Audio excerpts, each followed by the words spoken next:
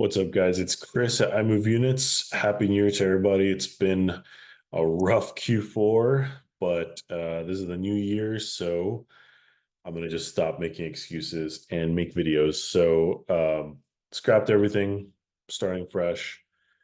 Going back to the last video I had, one of the first topics I was going to talk about is getting a job in car sales. That's really the first step before you even make any money in car sales. So let's jump right into it. I'm going to go ahead and share my screen to this PowerPoint or keynote that I made.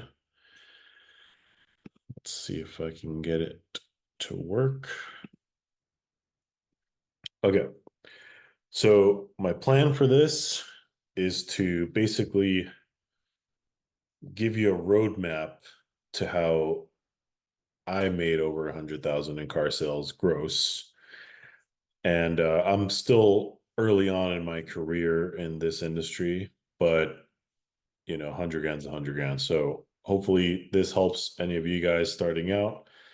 And I wanted to just bring as much value as possible. So let's just jump into it. So why did I want to sell cars? I asked myself this question right before I jumped into it. And there was a lot of things swirling around in my head. These are some of the stereotypes that you might think of when you think of a car salesperson. Greasy, slimy, pushy. Working late hours. This one over here on the top left, tons of inventory. Like you don't even know which cars you're going to sell.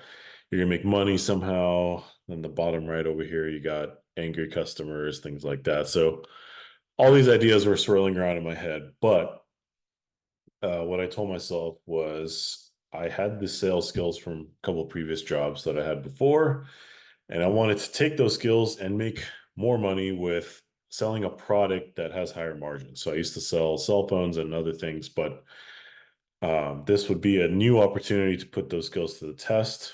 And it's a field that I love because I love cars. So why not? So after I decided to sell cars, I asked myself a couple of these questions. Maybe you want to ask yourself the same thing. Do you have any sales skills, people skills? How much money do you want to make? That's a really important question. Do you want to make this a career? And last one, well, I guess not a question, but the next step is looking for your first dealer. Like, where do I want to work? A couple of my responses to these questions. So, yes, I had sales skills. People skills was still kind of like not the best, but I set a goal for myself. I want to make 10 grand a month selling cars. And I knew this was possible because if you do any little bit of research, there's salespeople out there whipping 20, 30 units a month. So I knew if I could just get a fraction of that, I would be successful in my own way. And as a career, I didn't really think of it as a career at first, but later on, I mean, now I'm 4 years in, I kind of want to keep doing it. So it is kind of a career for me now, but maybe for you it's not. I don't know, but you have to answer that for yourself. So first thing you got to do, obviously beef up your resume, and I would recommend looking in your nearby auto mall. That's what I did. So I looked at nearby dealers, brands that I kind of clicked with, and I applied. So these are some tips that I wish I knew. So one of the things that helped me is that I knew someone at a nearby dealer because I bought a car from them. So I wish I can highlight. I don't know how to do it while I'm presenting, but on the left side where it says bought a car from a dealer, start there. Like that's the easiest way because you know somebody from there maybe had some good energy. Maybe they made money on you when they sold the car to you, but you at least have some sort of connection to that dealer. Couple other big tips. So I'm gonna just go one by one. Closer you live, the better. Spend more time selling, less time driving. Start with a brand you understand. So if you've never even Googled a Porsche or know what a Porsche looks like, why would you work at Porsche? If you've driven a Toyota your whole life, maybe you should start there. You have history with the brand, your parents all drive Toyotas, start there. This is kind of like a phrase people say, like Highline. So this is like your Mercedes-Benz, BMW versus Honda, Toyota, whatever. Typically, it's going to be harder for you to get into Highline because the clientele there is a little bit different, and most of the time they're looking for experienced salespeople. I'm not saying it's impossible though. I've been at dealers where they hire, just about anybody, but keep that in mind when you're first starting out. Resume has to be sales focused. So I had too much fluff in my resume. It was kind of confusing. Now that I've been to a couple different dealers, all they care about is like, what can you sell? How much do you sell, etc. Use references. That's a big one. So if you had a sales position before and you have a good relationship with that manager, make sure you get that reference because car sales managers, they will call you references. So it's good to have. I already talked about this one. Let's go to focus on management first. So what does that mean? When you're first starting out, it doesn't matter as much, but if you get to talk to more managers during your interview process, you get a better feeling of what they're looking for, what the process is for a sale there. It's the longevity that you're looking for. So if you only get to talk to one manager and then you start working and then it turns out you hate all the other managers, well, there's not much you could do at that point. You already started working. So, I mean, unless you want to quit. Next up, most dealers make you apply online. So, gone are the days of the paper application. I have tried applying to other dealers by paper, and like nobody ever calls you back. It's just really old school. Nobody does it anymore. Apply online, look for job listings on whatever job listing sites are available. They all post on there. And then last, so there's different types of dealers that you can work for. So, and I guess what I mean by type is like how big of a business that dealer is can have an effect on your hiring process. So, the corner lot, which is like the stereotypical used car lot, um, you know, like very small dealer. I'm not saying all those are bad, but that's like the stereotype. It's just this reality. So, I personally never applied there, but I knew I didn't want to work there because you're not gonna see a lot of volume. So when you're first getting started in car sales, you just have to go through a lot of transactions to get the skills you need to be successful. Family-owned businesses are pretty big. On the corporate side, you'll get management to follow more of a process during hiring, a little bit more fair opportunity for people just starting out. But on the downside is you're going to get a bunch of that corporate training, right? So, like, you won't, like, let's say I wrote you a brochure on how to sell cars, and that's like the only training you had for the whole career. Well, that's more like on the corporate side. Family owned, you'll get to learn from a lot of different types of people. So, I would say it's probably best to start with a family owned group. Um, Now, that could also be a corner lot, but again, you want to see a dealer. Like, I don't know how you could find this out, but if let's say one dealer has over 300 cars in inventory, that's a good place to start. 100, 200 cars, that's still okay. Anything less than 100 cars in inventory, it's going to be a lot slower volume. So, resources, that's going to be a link to the Harvard site for beefing up your application. Take my advice like a grain of salt. Just keep it short. You know, most managers don't really care about a lot of the fluff, but they care if you can sell. So, first interview, you applied, got an interview. What the managers are looking for, and this is what I wish I knew, is personality. So, anyone can be trained to follow a sales process, but to get someone to buy a car, you got to have something in you to persuade and also to become friends with almost anybody. So, how are you going to sell yourself during that interview? Now, there's very quiet people that sell tons of cars, and there's also very extroverted people that do not sell a lot of cars. So, Do not overthink this. Just be yourself, bring out your best qualities, make the managers laugh, whatever.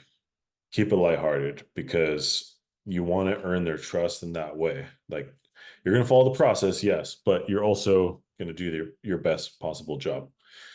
Um, don't call the dealer after you applied. No one's going to get back to you. Like that's just the reality.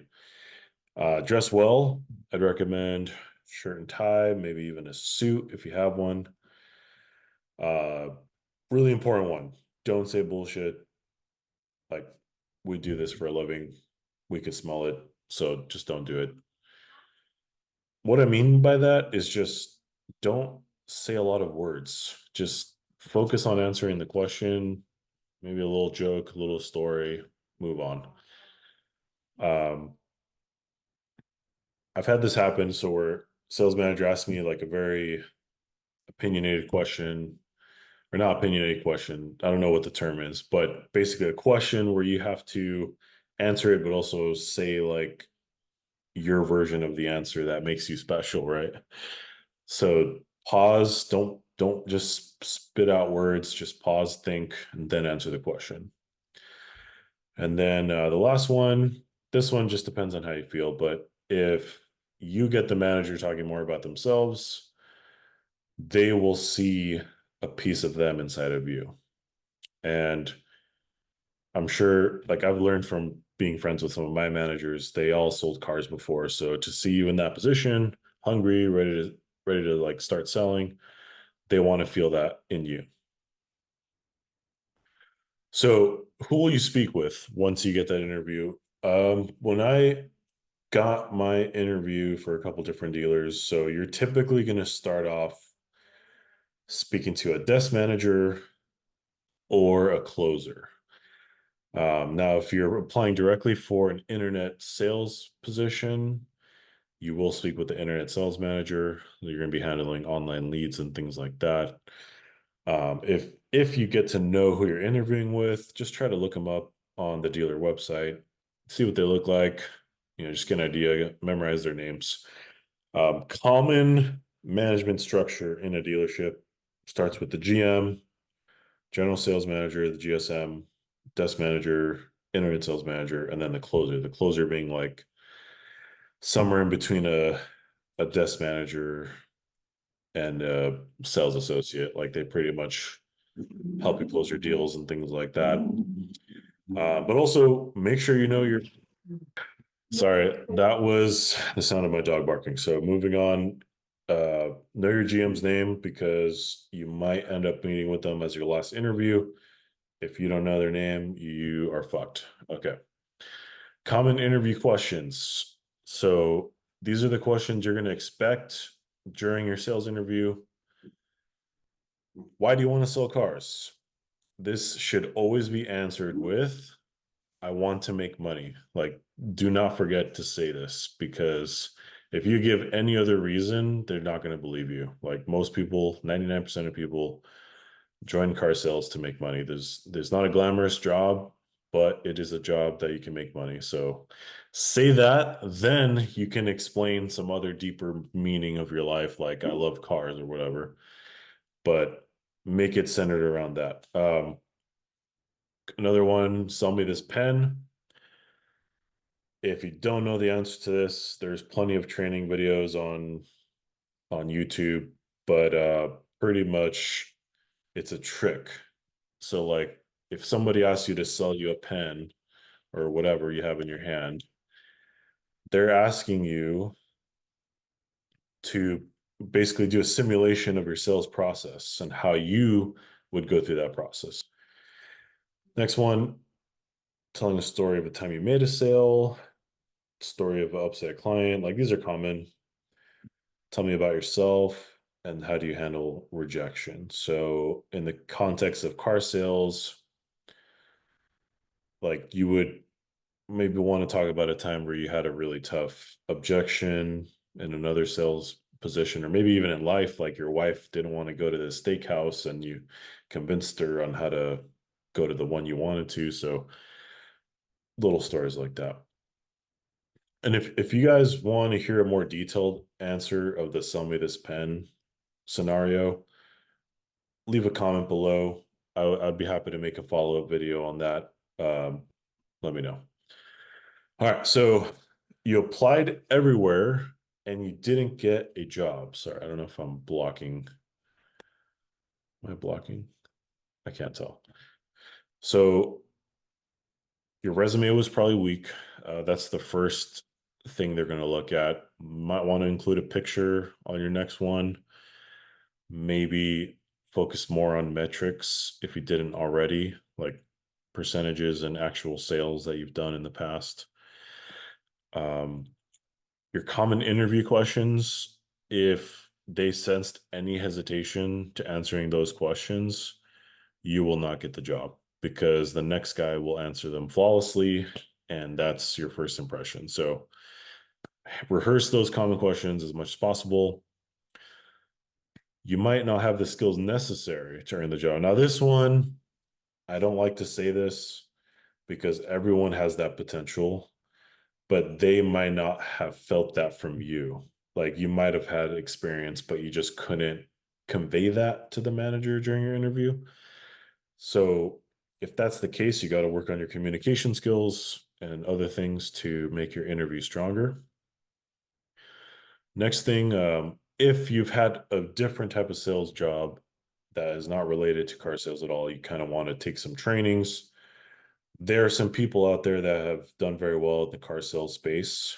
Grant Cardone, Andy Elliott, Joe Verde. So these are some big names that you should probably look into their trainings and mention that like casually, don't say you have a PhD from these programs because obviously you never sold cars before, but just bring them up. Say, hey, I started looking into these programs. They're really good. I'm excited to get started. And the last one, very important, do not give up. Okay. The turnover in a car sales, in a car dealership is usually pretty high. So maybe you didn't get it this round of interviews. Go get on the next one. Just don't give up. All right. So let's assume these steps helped you in some way. Uh, by the way, all these steps, like these are just things that I learned during my process of getting a job.